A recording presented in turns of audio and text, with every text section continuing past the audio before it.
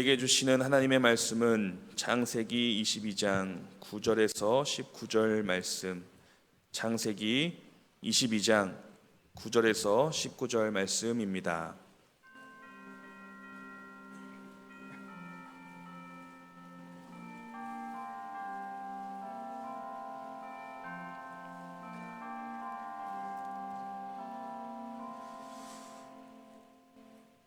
하나님의 말씀 한 절씩 교독하겠습니다.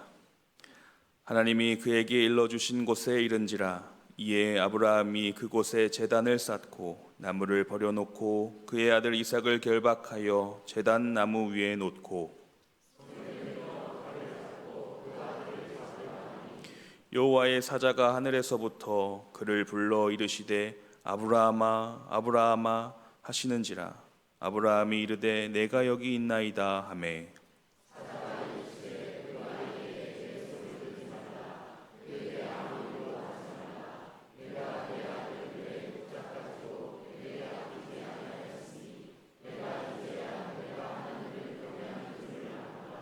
아브라함이 눈을 들어 살펴본즉 한 순양이 뒤에 있는데 뿔이 수풀에 걸려 있는지라.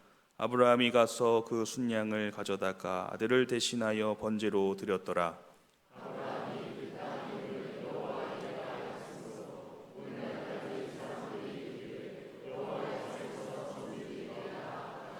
여호와의 사자가 하늘에서부터 두 번째 아브라함을 불러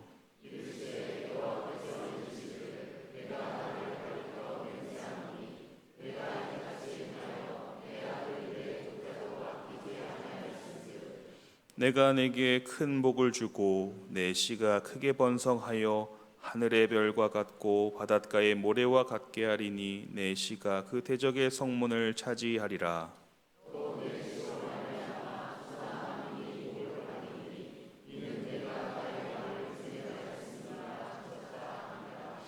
이에 아브라함이 그의 종들에게로 돌아가서 함께 떠나 브엘세바에 이르러 거기 거주하였더라. 아멘. 할렐루야.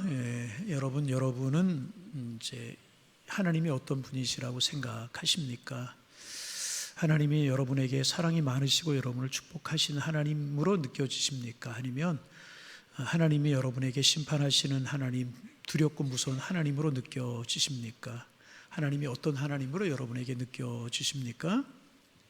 지금부터 한 520여 년 전 22살의 한 청년이 수도사가 되기 위해서 머리를 깎고 있었습니다. 이 청년이 수도사가 되기로 결심한 데는 사연이 있었습니다. 불과 보름 전에 대학생이었던 그가 부모님을 만나고 학교로 돌아오던 길에 무서운 폭풍우를 만나게 되었고 가까운 곳에 벼락이 떨어졌습니다. 그 충격으로 이 젊은이 땅에 쓰러지게 되었고 죽음의 공포가 그를 사로잡았습니다. 그 하나님께서 자신을 향해서 분노하고 있다고 생각을 했습니다. 그리고 그는 이 거룩한 분노 앞에서, 거룩한 하나님의 분노 앞에서 벌벌 떨고 있었습니다. 그리고 살아남으려고 하면 무엇인가를 해야 한다고 생각을 하게 되었던 것입니다. 그래서 그가 수도사가 되기로 결심하고 머리를 깎고 있었던 것이었습니다. 그렇게 수도사가 되려고 하는 그에게 수도 원장은 그가 이제 수도 생활의 고달픔을 설명합니다. 그대는 앞으로 육신을 죽일 수 있겠는가? 자신을 부정해야 되고 가난을 겪어야 하며 직업계 갇혀 있는 생활을 해야 한다. 그러니 이 모든 짐을 마다하지 않고 정말 짊어질 수 있겠는가 물었습니다.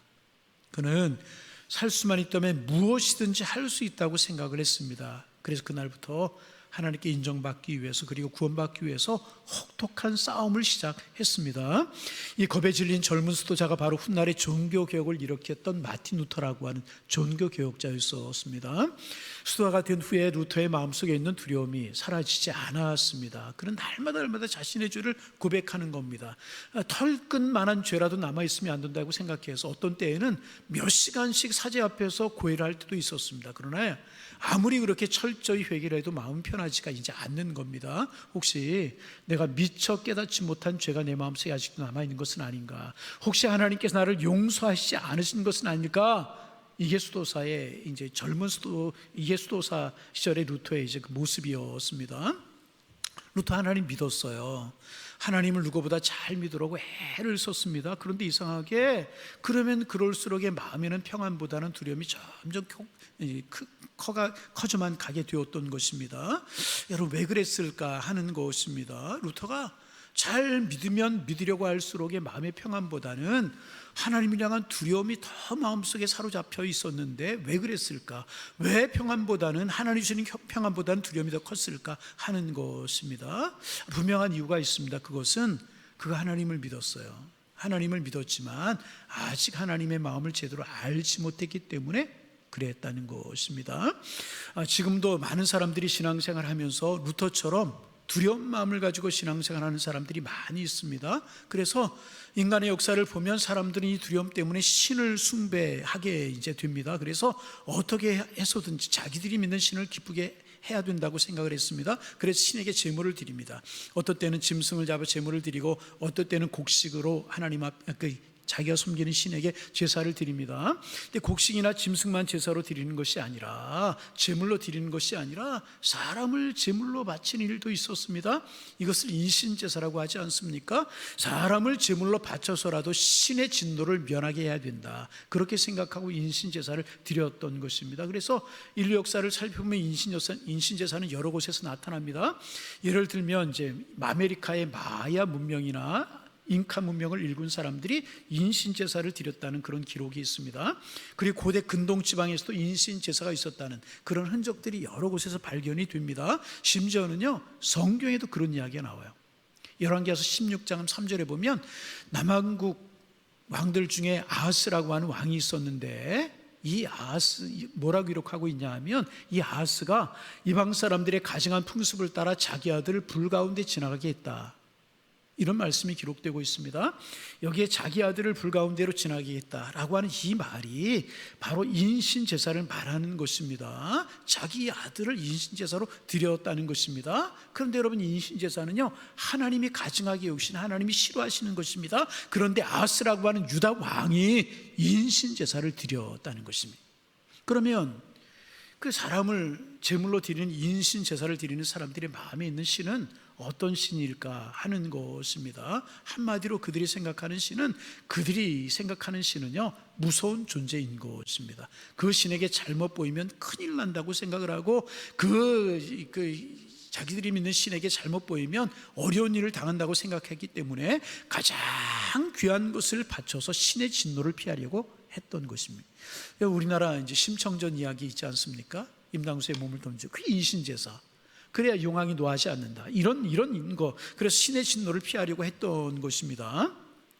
그리고 이렇게 신을 하나님을 두려운 하나님으로 생각하는 그런 마음이 옛날 사람들에게만 있었던 것이 아니고 오늘날에도 있습니다.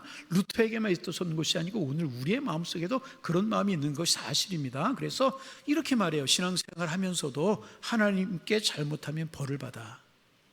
이렇게 이야기하고 그러니 하나님께 더 잘해야 하고 더 충성을 해야 된다. 이렇게 말하는 사람들이 있어요.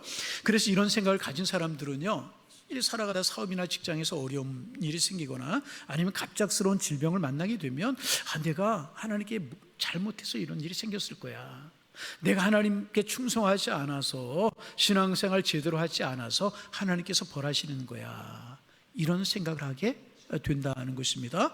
그리고 그렇게 되면 하나님을요 내가 사랑하고 의지해야 될 그런 하나님이 아니라 잘못하면 꽝 하고 벌을 내리시는 무서운 분으로 생각하게 된다는 것입니다.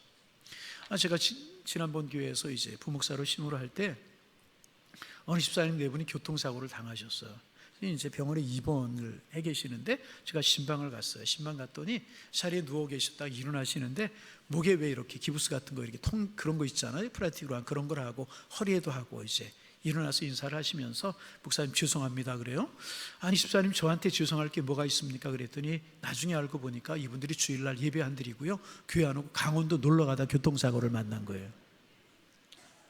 그래서 목사님 죄송합니다. 주일날 우리가 예배 안 드리고 강원도 가다 이제 이런 일을 만났습니다. 그런 마음으로 저한테 죄송하다 이제 그런 것입니다. 여러분 그럴까요? 하나님 그렇게 벌을 주시는 분이실까요? 주일날 교회 안 오고 강원도 놀러 가면 교통사고 나게 하시는 그런 분이실까요?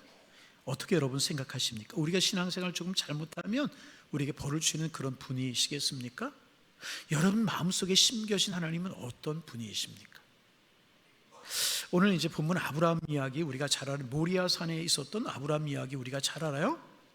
이제 이 이야기를 통해서 우리가 믿는 하나님이 어떤 하나님이신가, 정말 그런 하나님이신가 우리가 좀 깊게 알아가기를 이제 소망합니다. 우리가 이제 아는 것처럼 아브라함은 믿음의 조상이었어요. 믿음의 조상이라고 부르지 않습니까? 아브라함은 하나님께 순종해서 칭찬과 복을 받았어요. 하나님이 가라, 그럼 가라고, 떠나라 그러면 떠나왔습니다.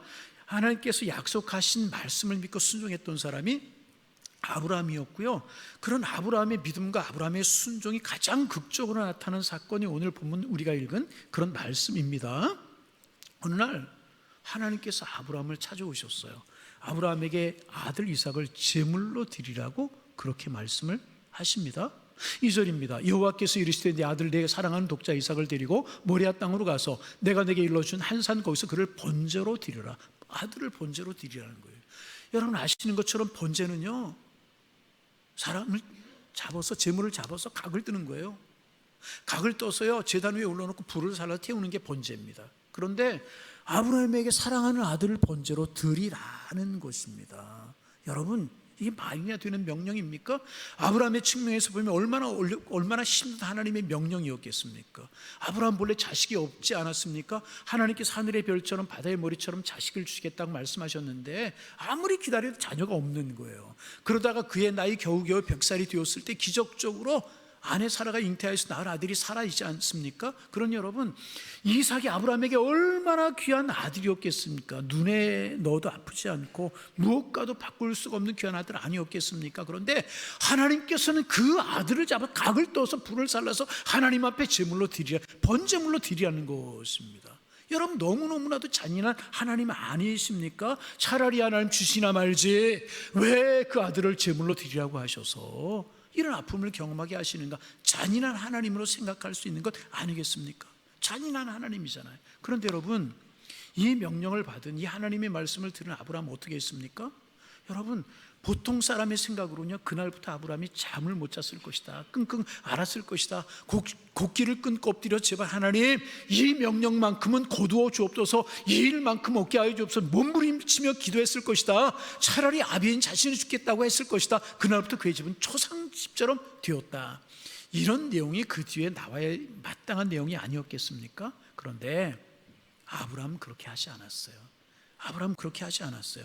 3절에 보면 어떻게 하는가? 아브라함이 일찍 일어나요. 그리고 나귀 안장을 지워요. 두 종과 그의 아들 이삭을 데리고 번제에 쓸 나무를 친히 쪼개가지고 떠나서 하나님이 자기에게 일러주신 곳으로 갔다고 그렇게 기록하고 있습니다. 아브라함 하루도 지체하지 않았어요.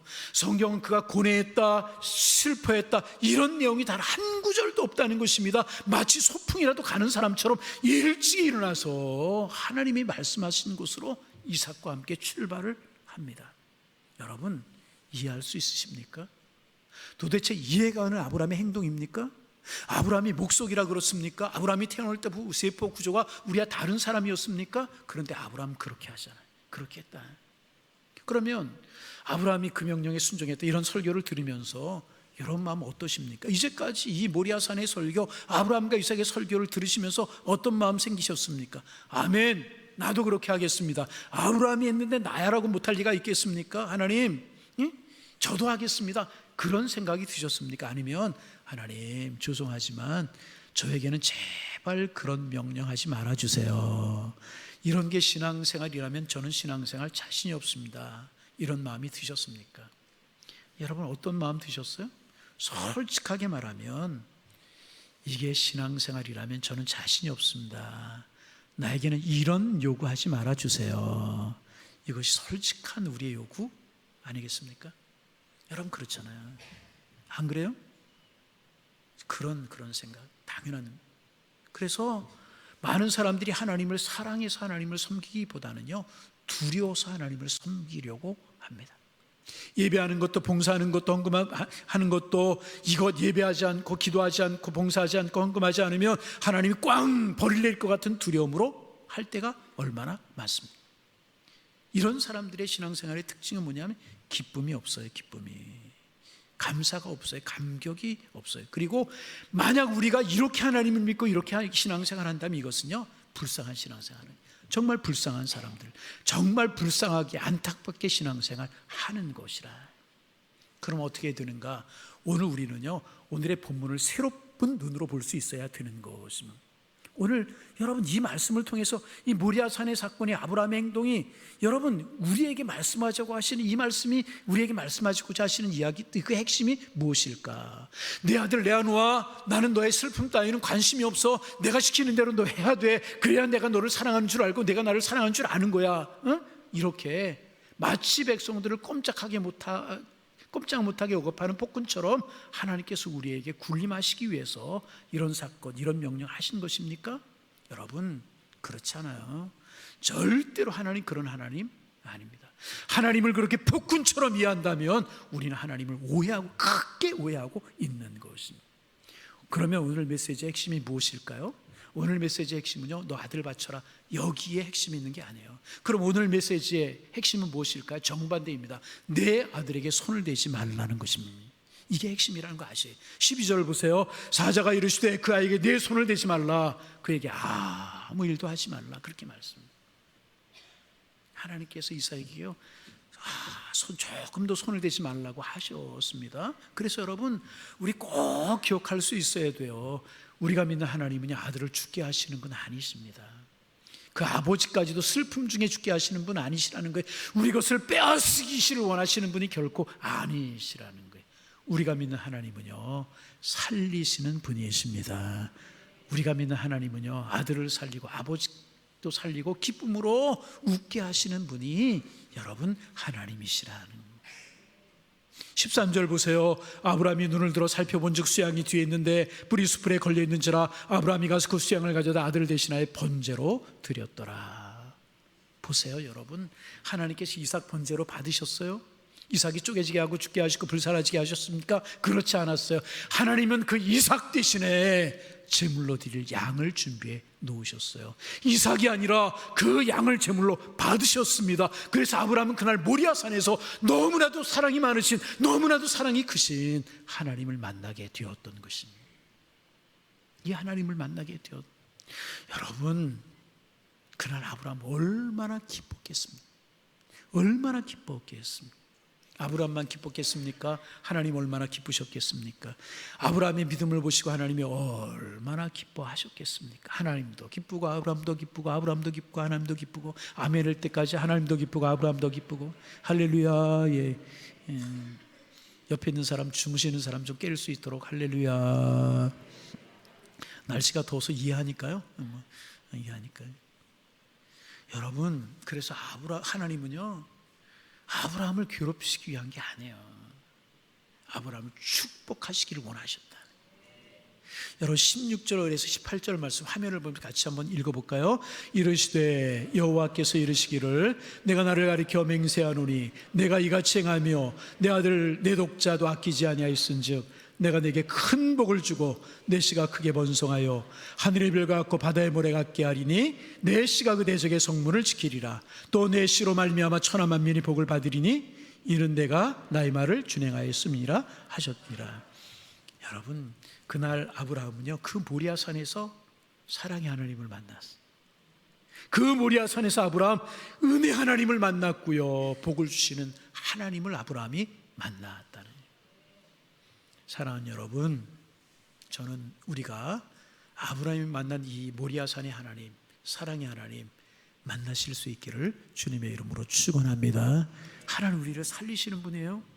주시는 분이에요. 뺏어가는 분 아니에요. 우리를 구원하시는 사랑의 하나님이십니다. 그래서 여러분, 내 귀한 것을 드리지 않으면 벌 받을까, 이렇게 생각하면서 여러분 하나님 앞에 겁에 질려서 신앙생활 이제부터는 하지 마세요. 하나님 그런 하나님, 그런 요구하시는 분 아니시라는 것입니다. 그 두려움 대신에 기쁨으로, 두려움 대신에 감사로, 두려움 대신에 감격으로 신앙생활 해야 되는, 이게 진정한 신앙생활인 것입니다. 그래서 우리 하나님 너무너무 좋으신 하나님이시잖아요. 이삭의 생명 빼앗아 가셨습니까? 아니에요. 조금도 다치지 않게 하시고요, 이삭 대신에 순양을 준비해 주셨어요. 아브라함이 준비한 게 아니고요, 하나님이 준비하셨잖아요. 이것이 모리아 산에서 아브라함이 만난 하나님의 은혜, 하나님의 사랑이었다는 것입니다. 이게 하나님의 사랑이에요. 그런데 여러분, 아주 중요한 사실이 있어요. 하나님께서는요, 아브라함과 이삭만을 위해서 양을 준비하신 것이 아니었다는 거예요. 하나님께서는요, 저와 여러분, 우리를 위해서도요, 양을 준비하셨다는 거예요. 여러분, 우리 죄인이에요. 죄인은 대가를 치러야 돼요. 죄의 대가는 무엇입니까? 성경은 사망이다, 죽음이다. 죄의 삭은 사망이라고 그랬잖아요. 우리는 죽음으로 우리의 죄를 갚아야 될 사람들이었습니다. 그런데 우리가 죽음의 제단에 놓이기 전에, 죽음의 제단으로 올라가기 전에 이미 우리보다 먼저 죽음의 제단에 놓이고 죽음의 제단을 오르신 분이 계셨습니다. 누구십니까? 예수님이십니다. 예수님은요, 우리의 애를 대신하여 죽도록 예비되신 준비된 양과 같은 분이셨습니다. 그래서 요한복음 1장 29절에 보면 요한이 예수께서 자기에게 나오심을 보고 이르되, 보라, 세상 죄를 지고 가는 하나님의 어린 양이로다. 세상의 모든 죄를 다 짊으신 분이 우리 예수님이셨습니다. 저와 여러분의 죄, 모든 인류의 죄, 모든 사람들의 죄를 짊어지고 대신 죽으려고 이 땅에 오신 어린 양이셨습니다. 그리고 예수님이 십자가에서 우리의 죄를 대신하여 죽으신 어린 양이, 친히 죽으심으로 어린 양이 되셨습니다. 하나님이 이런 분, 아들 예수님 우리에게 보내서 피 흘려 죽게 하신 정도로 우리를 사랑하시는 분이 우리 하나님이시라니. 그러게 여러분, 하나님 우리가 두려워야 될 분이 결코 아니십니다. 그 하나님은 사랑의 하나님이십니다. 그 사랑의 품으로 달려가 안겨야 될 우리를 사랑하시는 사랑의 하나님이십니다. 그리고 이것이 복음이고요, 이것이 성경 전체의 주제라는. 그러므로 사랑하는 성도 여러분, 그 사랑하는 그 하나님 품 안에 안겨서 행복한 신앙생활 하실 수 있기를, 두려움이 아니라 행복한 신앙생활 하시는 여러분들 되시기를 주님의 이름으로 축원합니다. 그러면 다시 돌아가서 앞에서 말씀드린 누터는 어떻게 되었는가? 그 하나님이 무서워서 벌벌 떨면서 기쁨도 감사도 없는 그런 신앙생활을 했어요. 그렇게 살았어요. 그런데 후에 그의 인간적인 노력이 물거품이 되고 절벽 앞에 선 사람처럼 절망할 무렵, 하나님께서는요, 말씀을 통하여 루터의 눈을 활짝 열어주셨어요. 루터의 믿음을 활짝 열어주셨어요. 루터의 영혼을 활짝 열어주셨어요. 그가 비텐베르크 대학에서 학생들을 가르치기 위해서 시편을 연구하고 로마서를 공부하고 히브리서, 갈라디아 등을 연구하게 되었고, 그 과정을 통해서 그 말씀을 깨닫게 되었어요. 말씀을 깨닫게 되었고, 자기 생각과는 전혀 다른 하나님을 그렇게 만나게 되었다는 것입니다. 그가 만난 하나님이 어떤 하나님이었는가? 무서운 분이 아니라 루터가 만난 하나님은요, 사랑이 많으신 하나님이셨다네. 그는 사람이 구원받는 것은 몸부림으로 되는 것이 아니라 고행을 통해서 되는 것이 아님을 깨닫게 되었다네. 구원은 사람이 노력해서 얻는 것이 아니라 하나님께서 예수 그리스도를 통해 주시는 은혜로 얻어지는 것임을 그는 알게 되었던 것입니다. 이 놀라운 진리를 루터가 깨달았어요. 구원은 내 노력으로 되는 것이 아니고 고행으로 되는 것이 아니구나. 하나님께서 예수 그리스도를 통하여 주신 은혜의 선물이구나. 이것을 깨달았어요. 이 놀라운 진리를 깨닫는 순간에 나는 새로 태어나서 활짝 열린 문을 통해서 낙원에 들어가는 기분이었다. 이렇게 고백했어요. 그래 여러분, 이것이 바로 믿음으로 구원을 얻는다는 진리인 것입니다. 그래서 우리는 하나님, 나는 내 힘으로 안 되는 것을 알았습니다. 내 노력으로 당신을 기쁘게 해드리려고 했었지만 저는 당신의 분노를 잠재울 수도 없고 만족시킬 수도 없습니다. 그러므로 하나님, 이제 저를 죽이든지 살리든지 나를 하나님의 손에 맡깁니다. 그 앞으로 나가야 되는 것입니다. 그러면 하나님, 사랑이 많으신 하나님께서는요, 절대로 진노하지 아니하시고요, 모른다 하지 아니하시고요, 그래 사랑하는 아들아, 사랑하는 딸아, 왜 이제 오느냐? 난 오래전부터 두 팔 벌려 너를 기다리고 있었단다. 이제 오너라, 그냥 오거라. 내 품 안에 안겨서 쉼을 이루는 삶을 살아가거라. 이렇게 말씀하시는 분이 우리의 아버지가 되시는 하나님이신 줄로 믿습니다. 그래서 여러분, 믿음이란 무엇이냐? 그 하나님께 우리의 무능함을 고백하면서 하나님 앞에 나아가는 것이 믿음인 것입니다. 이 믿음이 우리 안에 충만하시게 되시기를, 제 안에도 이 믿음이, 여러분에도 이 믿음이 넘쳐나시기를 주님의 이름으로 축원합니다. 그래서 우리가 신앙생활하는 것이 하나님께 매를 맞을까 봐 겁이 나서 공포에 떨며 신앙생활하는 것이 아니라 기쁨으로 하나님을 섬길 수 있음이 기쁨이고, 예배할 수 있음이 은혜고, 하나님께 기도할 수 있음이 감사하고, 주님을 위하여 봉사할 수 있음이 감격해서 행복한 마음으로, 기쁜 마음으로 활짝 웃는 모습으로 신앙생활해야 되는 것이라는 것입니다.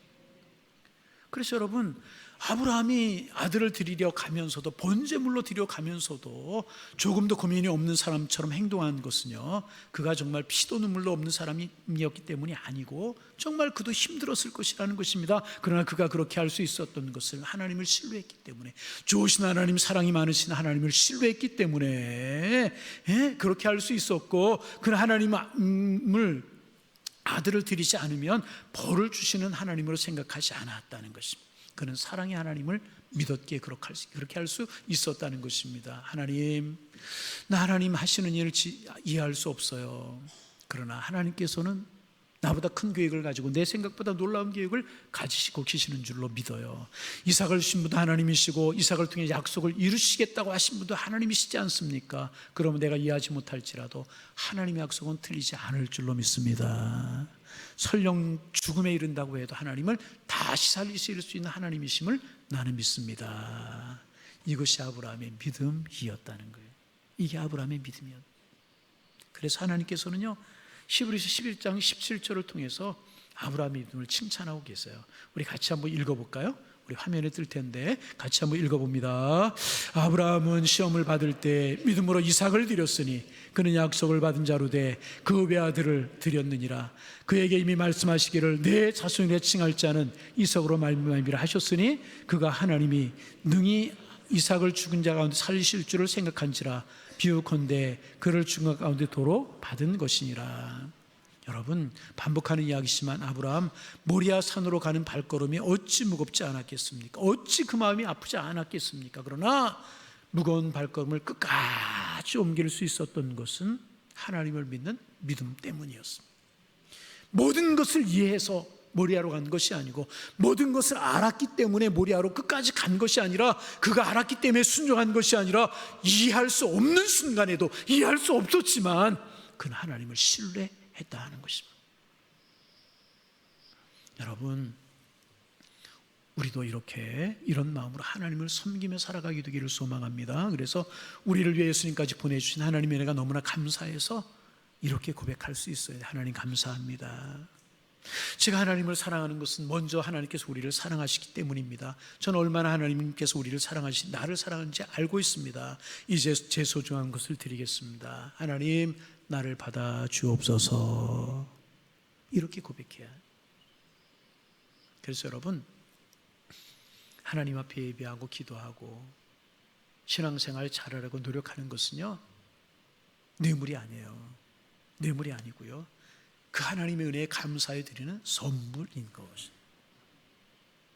그렇게 하나님을 사랑하고 하나님을 섬길 때 우리의 마음에 기쁨이 있게 되는 것이고, 행복이 있게 되는 것이고, 그렇게 신앙생활하는 것이 바르게 신앙생활하는 것이고요, 행복하게 신앙생활하는 것이라는. 여러분, 사랑하는 성도 여러분, 부디부디 이렇게 행복으로 기쁨으로 신앙생활하는 하나님의 사람들, 부디부디 감격으로 봉사하고 헌신하는, 기도하는 하나님의 사람들 되시기를 주님의 이름으로 축원합니다. 오늘 말씀을 마치면서 성경 구절 하나를 읽으려고 그래요.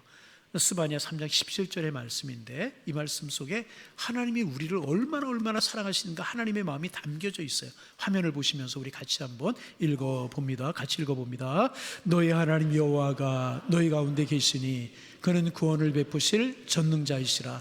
그가 너로 말미암아 기쁨을 이기지 못하시며 너를 잠잠히 사랑하시며 너로 말미암아 즐거이 부르며 기뻐하여. 하나님이 우리 때문에 기쁨을 이기지 못하신대요. 우리를 사랑하시는데요, 우리 때문에 즐거움으로 노래하시며 기쁨으로 노래하신, 우리가 너무너무 하나님 보시기에 소중하게, 여러분, 하나님은 이런 하나님, 우리를 사랑하신 하나님. 여러분, 그러기에 이 좋으신 하나님 두려움의 눈으로 바라보지 마시기를 바랍니다. 모리아 산을 바라보시기를 바랍니다. 이삭을 살리기 위해 수양을 준비하신 하나님의 사랑을 바라보시기를 바랍니다. 그리고 십자가를 바라보시기를 바라. 우리를 살리기 위해서 독생자 예수 그리스도를 내어주신 그 하나님을 바라보시기를 바라. 하나님은요, 우리가 하나님을 알기도 전에 우리를 사랑하셨어요. 우리가 하나님께 무엇을 드리기 전에 먼저 가장 귀한 것을 우리에게 주시는 분이십니다. 이것이 복음이고요, 이것이 하나님의 사랑입니다.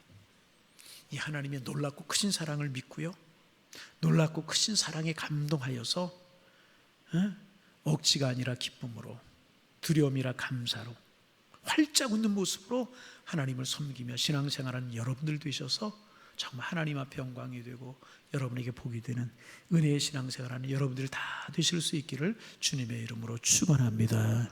반복합니다. 두려움이 아니라 사랑으로, 억지가 아니라 기쁨으로 활짝 웃는 모습으로 하나님을 섬기며 사랑하는 저희들 되셔서 정말 그 은혜 속에 깊이 잠겨 내가 주님을 노래합니다. 저 여러분의 고백이 되실 수 있기를 주님의 이름으로 축원합니다. 축원합니다. 하나님, 우리의 신앙생활이 기쁨이 되게 하옵소서.